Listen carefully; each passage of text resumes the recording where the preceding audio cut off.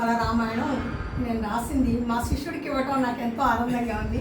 ఎందుకంటే మనకి ఆదర్శమూర్తిగా చెప్పుకుంటాం కదా రవి, అన్నిటికీ రాముడు సీతారాములు అని చెప్తుంటాం కదా.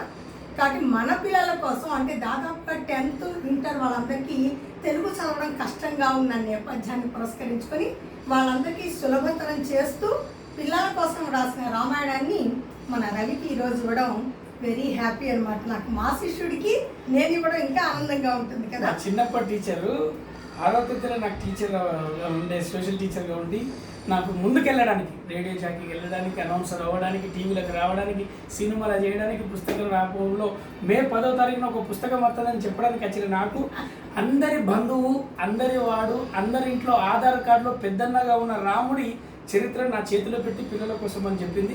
ఇది నేను చదువుతా, అమ్మకు ఫీడ్బ్యాక్ మళ్ళీ ఇస్తా. అలాగే అమ్మ అమెరికాలో ప్రయాణం చేసి ఆ ప్రయాణాన్ని మొత్తం ఒక పుస్తక రూపంలో బంధించి నాకు ఇచ్చింది.